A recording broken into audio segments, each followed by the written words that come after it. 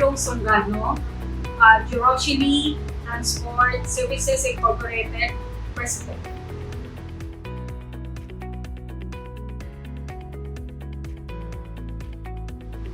Year 2022, yung unang batch ng 7 units na i-deliver po sa atin. Sa totoo lang, nag-ikot din kami para tingnan kung anong quality at saka yung itsura ng modernized. At saka isa sa mga nagustuhan namin ang GMC. Una, yung itsura niya kasi parang coaster siya.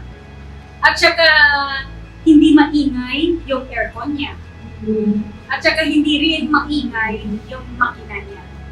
And also including, yung nag-road test kami, yung aircon niya malamig, ang tahimik, at saka yung itsura niya napakaganda. Yung total na i-purchase sa amin at saka na i-deliver is 15. First, last April 2022, 7 units, and this year 2022 din, ng November, na i-deliver din yung 8 units, total of 15. Yung ruta namin dito sa Iloilo is Route 21. Festive, Punta Tagal.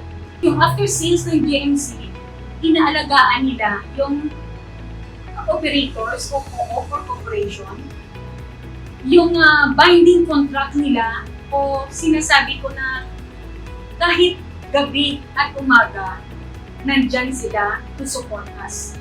All support nandyan sila kahit nga after office hours, 8 o'clock, kung tawagan sila, nandyan pa rin. Lalong-lalo na yung Vice President Joey Picadiso. Maraming pong salamat sa inyong tulong sa amin. Yes, so fellow operators, ano pang hinihintay nyo? Talagang kumbinsido kami, Jurochili Transport Services Incorporated, dito sa Iloilo City, may i-recommend namin na JMC loyal kami. Sherry Rose Cholo Songano, President, Jurochili Transport Services Incorporated, Tatak, JMC, aarangkada sa masa.